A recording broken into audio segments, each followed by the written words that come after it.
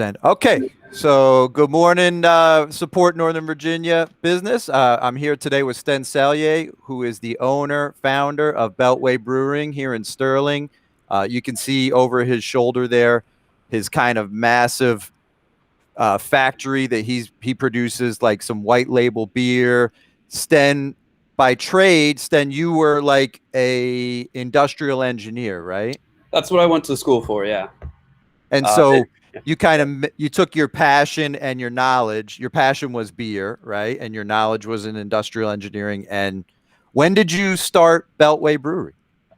the brewery opened for business in 2013. So it was around 2011 where I decided it was a good idea to quit a perfectly good job in design and sales engineering and give it all up to open a brewery. And so I spent the next year and a half working on the business plan and raising the capital to open up in fall of 2013. And how was business like when you opened? Was it tough, or did you hit like was it good right from the beginning? Or So we open with the concept of being a host production facility for contract brewing. So in other words, we were the producer, we are the brewery for other people's brands. And so our very first client was a local brewery called Adroit Theory, and they essentially were waiting for us to open so we could get their first beers in tank. They only had a very small system that they could brew one keg at a time, and we're looking for us to produce about 60 kegs at a time. And so that's how it all started. While working on the business plan, a line started forming out the door of brands that were looking to have us help them increase their production. So it did get ramped up pretty quickly back then in 2013. mm. When by 2014, within 6 to 8 months, we were running on all cylinders, had most tanks full, and had a long list of clients. So with all those tanks back there, I mean, how much beer can you guys produce on any given day? So we have enough capacity to have 540 barrels in fermentation at any given time. So the tanks I just held up and showed you, and to do a little conversion for you, 540 barrels is the equivalent of 7,400 cases of beer, or if you want to think in terms of 12-ounce cans, that's 177,000 12-ounce cans or bottles of beer can be fermenting simultaneously at any given time. That'd be quite the driving song with the kids, man. 177,000 bottles of it. You could drive to Hawaii with that. But okay, so Spoken like a that's man who's sung that song in the car with some kids. exactly, man. But so that's amazing, man. That's a huge capacity, and like so you and I go back, so I know more of your backstory. But do you want to kind of talk about where you're at now, or the transition, or kind of what you've had to do over the years? Sure. So craft beer has been experiencing ridiculous growth since 2010, 2011. It's just been this 45-degree curve year over year of double-digit growth in sales and volume in the U.S. And then about 2018, that curve started flattening off. The growth was just so incredible that it just slowed down. There was more capacity than demand.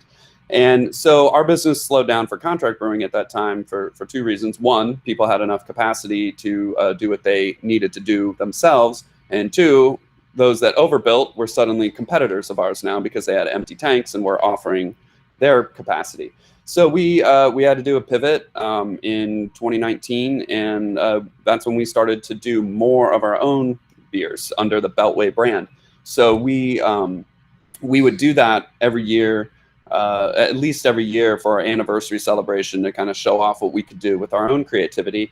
But we decided to take that to the next level, fill any empty tanks we had with our own creations, and it's been a bumpy road. It's like starting a new startup within an existing business. So we didn't really have much in the way of a marketing or sales team or anything like that. So we had to develop that, get that going, and fast forward to 2020, where we were really expecting some big growth and accomplishments. Obviously, COVID got in the way of that, but we it put a damper on it, I should say. So things have been tough, yet we have a lot of exciting things breaking that we now do have a great sales staff, marketing staff, and are really excited about new releases that we are putting out and getting out onto the retail market for distribution. Well, and I know like you're a humble dude, but you guys have won some awards as well for your Beltway brand beers, correct? Yeah, we have. Thank you, Lou. Yeah, we going back. I guess I won't talk about the discontinued ones right now, but I think our first, landing on the map was the 1776 barrel aged brown ale. We won a gold medal at the Which is amazing. That Yeah, is an amazing beer, man. So yeah. good. That may come back someday. There's those are hard to find. There's still a few floating out there, but that was a delicious barrel aged brown ale that won a gold medal in the Commonwealth Cup in Kentucky. But recently in 2019, our I guess you could call it a flagship, our double IPA known as Changing Lanes won a gold medal in the Virginia Craft Brewers Fest in its category, and that year we also won a silver medal for District of Champions, our red lager. So that was really exciting. And then most recently, here in 2020, we won a gold medal for our session IPA called Approachable Guys. And that won gold in the pale ale category, which is very cool because there wasn't a dedicated session IPA category. We thought we'd go up against the big dogs in the pale ale category and actually won it all. So that was really exciting. And what's really cool is that is now hitting the market in distribution. You can get it here at the brewery, and it very soon will be hitting a lot of the local stores. So that's a great low ABV, low calorie, low carb beer that tastes delicious. Yeah, and I mean that's a tribute to you, Sten, like that consistency of producing a great quality product. I mean, how do you do that? That's an accomplishment to win all those awards year after year after year. So what like how do you drive your team to push that kind of quality? Well, first of all, like you just said, it's my team. It's surrounding myself with people that are smarter and more capable than I am to lean on. I've got an amazing brew and operations team here. Also, like I said, sales and marketing staff that are killing it now to tell our story better than we have in the past. But this production team, I don't get involved technically that much anymore, but they know how important it is to me. And we've also hired people that it's incredibly important to them to make the best beer possible, to have a very high standard. We have dumped more beer than it would be painful to see how much beer has gone down the drain because it hasn't hit our quality standards, where we're just like, nope, we got to do this right. We got to do it again. And our entire team is very focused on that. Yeah, and that's what I was thinking is you guys must go through a lot of obviously to find a winner, you got to kiss a lot of frogs right along the way, So and I would think it's equivalent in a restaurant, right? Like you hire a great chef who knows what they're doing and you kind of like let them go and like you taste a bunch of different food and eventually you find like this is the right thing. Is that a good analogy? It's been tough for us because our brewery is fairly large or what would be considered local craft. Our smallest batch size until recently would be a 60 keg batch, so the equivalent of about 400 cases of beer. So that made it tough for experimentation. We were built for contract. Yeah. Someone comes to us and says, "I need a whole lot of this one thing." All right, we can make that for you. But the experimentation's hard. But we have been doing more of that over the past year on our little 1 keg system. And we've recently installed, and it's not yet commissioned, hopefully this month, but a new equivalent of a 4 keg system to brew 4 kegs at a time, where we are going to do monthly, if not more frequent, special releases of really interesting, not always experimental, but kind of more edgy and nuanced experiments that and fun things that people can try. And if you snooze, you lose. We're on to the next thing until it makes big production, if everyone's into it. But yeah, we're gonna have more fun with that in the real. Well, so does that mean as well, like I'm picturing the home, like there's plenty of people into brewing these days. I mean, like tons, right? And like, so if somebody's in their house and maybe in the pandemic, they're considering a career change, if they wanted to open up a small brewery or start, on a commercial side, would they be someone you would want to talk to, like even these kind of smaller mom and pop startups? We tend to be a better fit for those that have already done a little of the experimentation in the business on their own. That have a laid out business plan, that have a budget, that have things calculated out. We're a little too big for that experimental. Hey, here's a recipe. How would I start? We could take on maybe one of those every quarter or so, but yeah, we're better fit for those. I've already tested this out. I've got this distribution plan. I have a brewing license, and I know my growth plan. Help me make the beer, and that's where we fit in. Okay, gotcha. Now, the other thing I wanted to mention is like you give back to the community as you are the president of the Virginia Craft. Can you fill? I don't know the title exactly, but yeah. So yeah, until this past spring, I was the chairman of the Virginia Craft Brewers Guild. Okay. So at that time, we elected a new chairperson, which is Janelle Zerschmied from Dirt Farm Brewing and Bluemont Vineyards. She is outstanding. But I am still maintaining a leadership role on the Government Affairs Committee there on the leadership board. But yeah, I've been involved with the guild for, what year is it? For a good 5+ years now. And that has been something very special, very important to me to be involved in making sure that we protect the laws in Virginia that allow craft brewers to survive and thrive, as well as look to modernize the way we can do business here in Virginia. So, and the other thing I know you did like during COVID, right, was you switched your entire operation to making hand sanitizer, right? And you were giving it out to, I think, local like emergency services. Is that correct? So yeah, just a little correction there. We were we didn't convert the whole operation, but when we slowed down to a crawl, we did get involved very quickly in manufacturing the hand sanitizer. And it was for sale, but so we basically just tried to at least cover our costs, which were very expensive at the time. People were definitely taking advantage of the situation. Raw materials were expensive, but yeah, in the beginning so that was like April, May, June. We were making a lot of hand sanitizer and ready to do it again. But it's unfortunately there's a lot of sanitizer coming in from overseas that is kind of skirting the system and is not as pure or quality as you might think. So that's another thing we're working with the guild, is to urge our legislators to focus on American made, and even more specifically Virginia made, that is actually adhering to FDA and CDC guidelines, and avoid the knockoff and low quality stuff coming from overseas. Yeah, no, totally. That's great. And I know also like during that April to June, you were doing beer delivery, and you said that was actually picking up. And that I wonder if people don't even know that you offer that, because there may be people now with the numbers spiking who don't want to go out again, and you'll actually bring the beer to them, correct?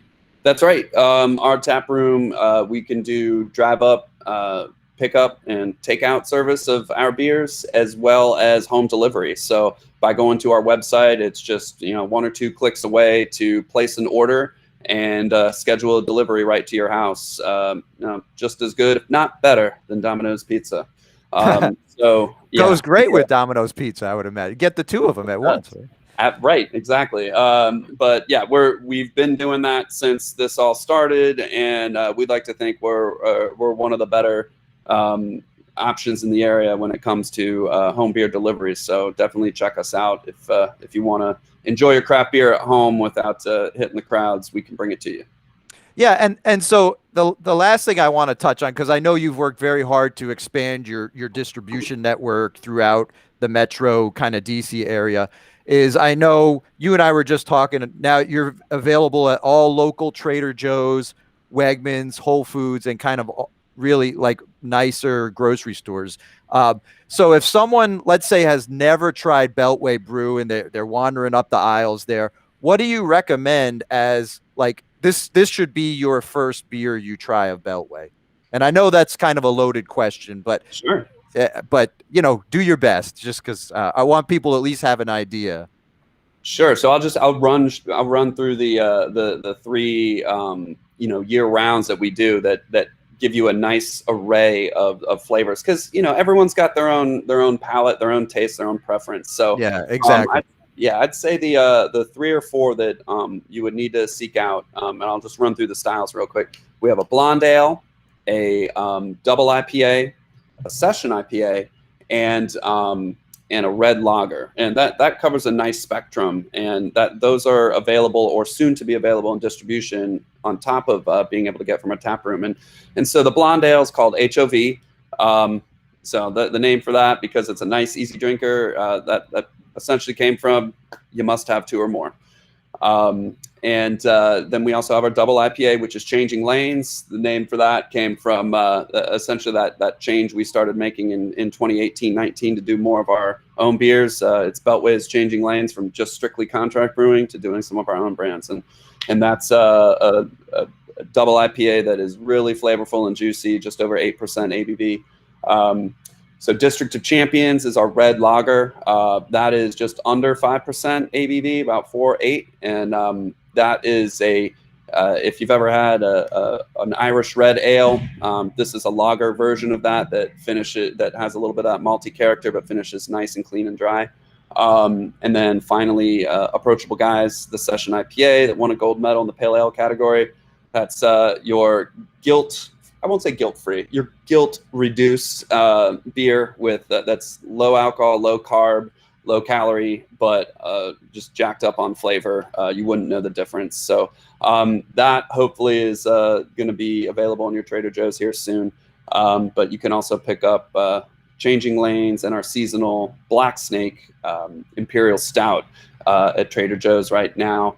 Like Lou said, in addition to Wegmans, Whole Foods, and hopefully soon to be Harris Teeter. If you don't see our beer in those stores, ask. It makes a difference. Say, hey, I heard all this great stuff about Beltway. Where is it? It makes a difference. It makes a difference. That's a great point. And because you're starting to sell out. I mean, I think the word is getting out there again that you've got these incredible beers that are being produced here, like literally in our backyard. And like that's why I wanted to get you on, because we really need to support businesses like yours that make an incredible product that maybe don't have the marketing power that some of the big boys do, but as far as quality, you just can't touch it. And like it may be a little more expensive, but like where's your money going to go? Like give it to Sten, because he's going to you're going to put jobs back in the community. You're going to legislate to get American sanitizer here. I mean, it's just much better for everybody. So I'm glad to have your time today. And just the last thing I wanted to mention, Sten, is I know you're starting to, like, as another outgrowth during the pandemic, is starting to kind of partner with local businesses and do like these pairing. I don't know if it's a webinar or what you call it, but can you just touch on that and then we can wrap this up? Yeah, absolutely. Thanks for reminding me about that. We had an outstanding event just this past Thursday, which was a collaboration with District Donut. It's actually, my sister-in-law is the head chef that founded the place, so it's great to pair up with them. But we did a donut and beer pairing event. We posted 100 tickets and it sold out pretty quickly. And what we did was hopped on a Zoom call and with all the guests, and it was with Christine, District Donut's head chef. It was with our head brewer Ryan, myself, and Will from District Donuts. And essentially, we went through one by one of the selections we made, the painstaking research we put in from eating these donuts and tasting the beer to tell you which ones matched well together. Poor you, man. That's a struggle. So it wasn't just talking about it, because everyone, for the ticket price, you got your box of 4 donuts and your 4-pack of Beltway beer. You took it home. hopped online. We all virtually enjoyed it together while we answered a lot of questions and talked about the brewery and the bakery. But it went so phenomenally well. We're planning another one for January and for February. So we're going to do more painstaking research for you and eat more donuts and drink more beer to find the right pairings, seasonal pairings for you guys. Yeah, and are you taking job applications for that role? Because I would imagine that would go quickly too. Like, yeah, no, we got a lot of applications for tasters. do you like to eat donuts? Do you like to drink beer? Are you willing to do this for a couple hours a day? Yeah, right. I'll tell you, that was one of the funny stories we told on the webinar, sneak peek, is that it's funny. It sounds amazing, but man, once you are about 8 beers and 8 donuts in of tasting these rich, decadent donuts with these beers, you start feeling it in your stomach, and you couldn't do it every day. I know a lot of us would like to try, but yeah, the payoff is worth it. No, it reminds me, I went to a tequila tasting one time, and it was like after the 5th tequila, you're like, I don't know, I'm drunk, like whatever, it's liquid. All right, cool. Well, thank you, Sted. That's awesome, man. I really appreciate it. And so the best way to follow Beltway kind of here on out, because like you said, there will be additional events coming up, and you're always kind of pushing out announcements of new areas where you can get Beltway Brew, is Facebook, Instagram, Twitter, and the handle is at Beltway Brew Co. CO at the end. That's right. And yeah, Sten, thank you so much for the time, man. It was awesome learning more about Beltway. I hope that things continue to go well for you, because I think, again, you've got an amazing product and people just need to try it and become a believer. I appreciate it, Lou. Thank you so much. This was great. Look forward to doing it again and seeing you around. Come pick up some beer. All right, dude. Hold on. I'm going to hit stop record here.